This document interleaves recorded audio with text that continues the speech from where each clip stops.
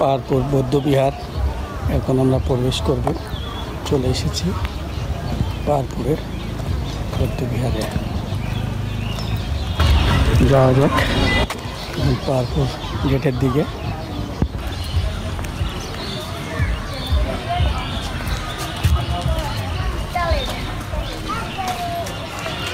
এখন আমরা পাহাড়পুর গেটের সামনে এখন প্রবেশ করব।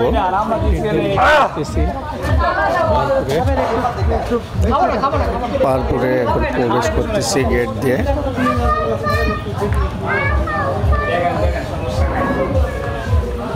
এই পাহাড়পুর গেট বের হয়ে ভিতর দিকে প্রবেশ করলাম। অনেকে সুন্দরভাবে দাঁড়িয়ে সারিবদ্ধভাবে আছে। আমাদের সকলেই একত্রে হওয়ার জন্য একদিকে রওনা হয়েছি। সকলে এক জায়গায় হয়ে আমাদের টিম ম্যানেজার আমাদের পদক্ষেপ এবং আমাদের জানাবেন আমরা কিভাবে চলব।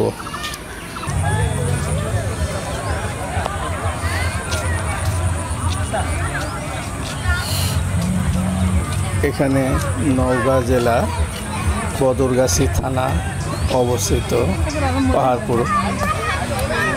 পাহাড়পুরটি। এই রাস্তাটি অনেক সুন্দর একটি রাস্তা।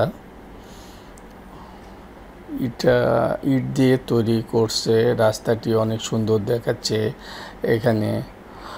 আর এখানে রয়েছে এই সাইডে একটি বাগানের একটি কবরস্থান রয়েছে। সামনে রিসোর্ট আছে। এই রিসোর্টে থাকবেন। অনেক সুন্দর সুন্দর বাগান আছে আর রেস্ট হাউস। এখানে আপনারা রাত্রি যাপন করতে পারবেন। তার সামনে সুন্দর একটা ফুলের বাগান আছে।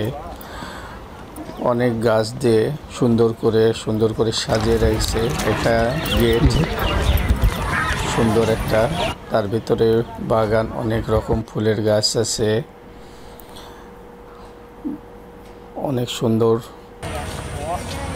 এটি আরেকটি রাস্তা দিয়ে রেস্ট হাউসে যেতে পারবেন।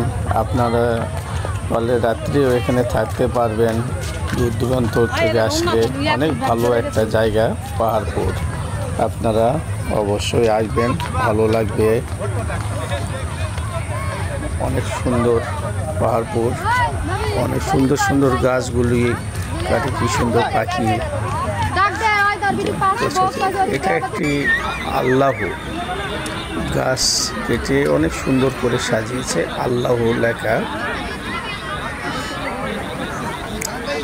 দুটা জেব্রা আছে, গাছের থেকে জেব্রা করে রাখছে। এখানে অনেক কিছু আছে আরো গাছ দিয়ে তৈরি করা। হাতি আছে। আপনাদের অনেক ভালো লাগবে।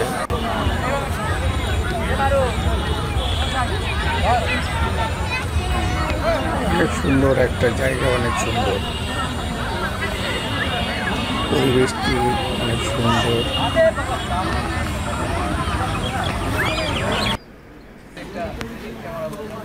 আমাদের টিম ম্যানেজার বাপ্পি ভাই আমাদের সকলকে ডাকতেছে একত্রে হওয়ার জন্য। এই জায়গা থেকে আমরা একত্র হয়ে দুপুরে খাওয়া দাওয়া করব। এখানে আমাদের একটা আমাদের জামাই বলে পরিচিত আরেক ভাই এখন মেয়েদের খেলা দিবে এই কথা। তার আগে আমাদের খাওয়া দাওয়ার আয়োজন করা হয়েছে। খাওয়া দাওয়া হবে, তারপর মেয়েদের একটা খেলা দিবে। সামনে কাঠের একটা গুল থাকবে, আনা হচ্ছে। আমি জবহেডে গল্প গ্রুপের অ্যাডমিন। আর প্রফেশনাল দিক থেকে যদি দেখা যায় তাহলে আমি মানুষকে সাইবার সিকিউরিটি প্রোভাইড করি আর ফুললি প্রফেশনালি ফ্রিল্যান্সিং করি। আর হ্যাঁ, আমি ভাই সদ্য বিবাহিত নতুন বিবাহিত, ঠিক আছে? এই তো, হ্যাঁ, আচ্ছা, থ্যাংক ইউ। আচ্ছা, খুবই নতুন বিবাহিত, খুবই লজ্জা পাচ্ছে। হ্যাঁ, এখন আমরা লজ্জায় অনেক এক বৌদি কি বলে শোনা যাক। নতুন বিবাহিত বৌদির অনুভূতিটা একটু জানতে পারি। আগে ভালো না এখন ভালো, এটাই শোনা। এখন ঘুম উড়ে গেছে রাতে। হাই আল্লাহ, এই কি বলে।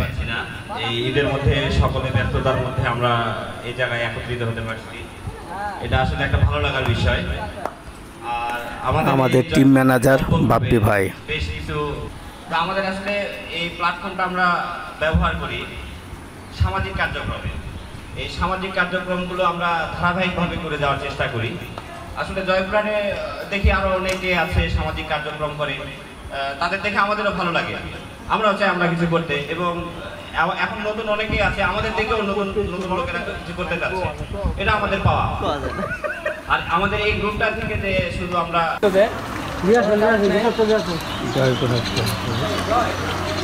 দুপুরের খাওয়া দাওয়ার আয়োজন করা হয়েছে।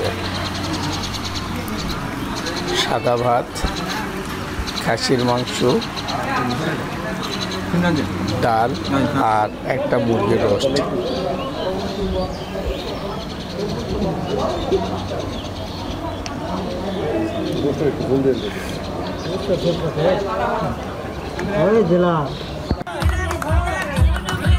মেয়েদের খেলা দেওয়া হয়েছে বালিশ খেলা। রাধুরাজ এবার পড়ে গিয়েছে, কার হাতে কার উইকেটটা পড়ে গেল। আবার শুরু হয়ে গেছে বালিশ খেলা চলতেছে।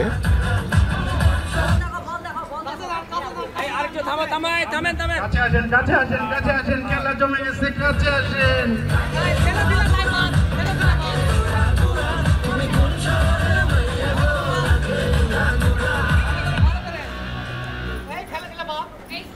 ওকে, ওয়েট।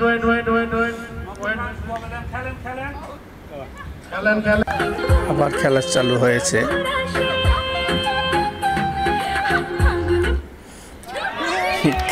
বৌদি আমাদের আউট হয়ে গেছে।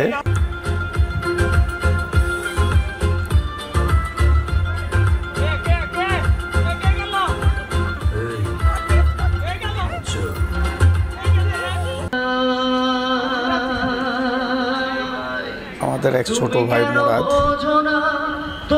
আমাদের একটা গান শোনাচ্ছে।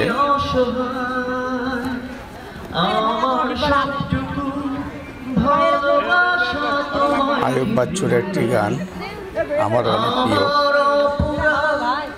মুরাদের কণ্ঠটি অনেক সুন্দর। তুমি ক্ষমা করে দিও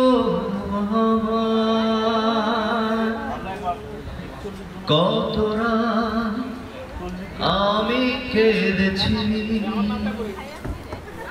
বুকের গভীরে কষ্ট দিয়ে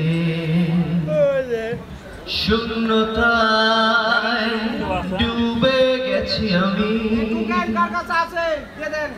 আমাকে তুমি ফিরিয়ে নাও। তুমি কেন বোঝো না তোমাকে ছাড়া আমি অসহায়। আমার সবটুকু ভালোবাসা তোমায় শহীদুল ভাই। আমার অপরাধ ছিল যতটুকু তোমার কাছে তুমি ক্ষমা করে দিও আমায়। সেই তুমি কেন এত চেনা হলে, সেই আমি কেন তোমাকে দুঃখ দিলে, কেমন করে এত চেনা হলে তুমি, কিভাবে এত বদলে গেছি এই আমি। হো বুকেরই সব কষ্ট দুহাতে সরিয়ে চলো বদলে যা।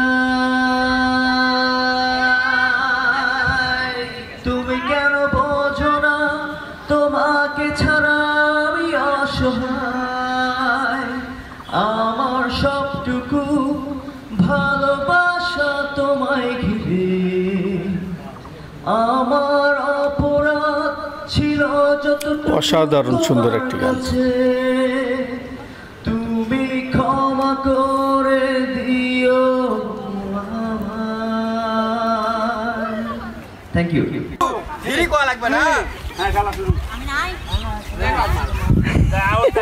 অসাধারণ সুন্দর মূরক লড়াই আমাদের এখন শুরু হতে যাচ্ছে। প্রথম ধাক্কাতে আমি মাঠ থেকে বের হয়ে যাই।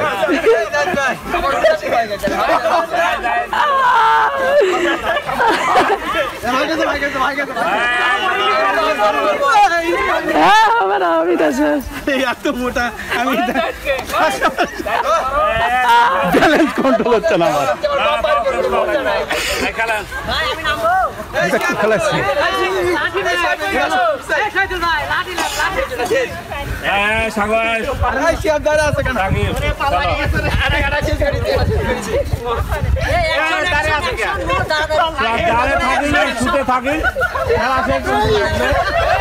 মোরগ লড়াই চলতেছে, কে ফার্স্ট হবে জানা যায় না। এই অসাধারণ খেলা, মজা হচ্ছে।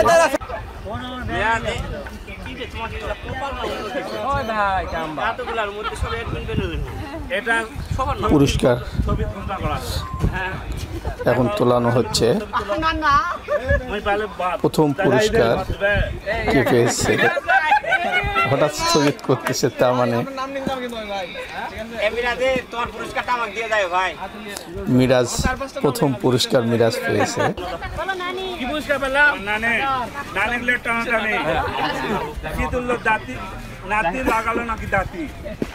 পুরস্কার যখন সাথী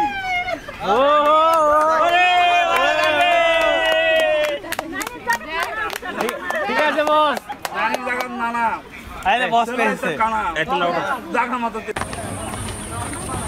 তো মানে আমরা এভারেস্ট থেকে নামছি,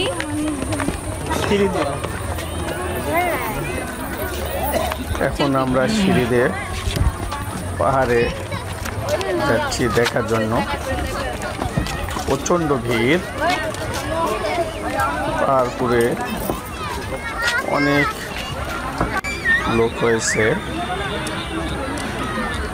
অনেক ভিড়ের মাঝেও এখন আমরা পাহাড়পুর কাছ থেকে যাই দেখব কেমন হয়েছে।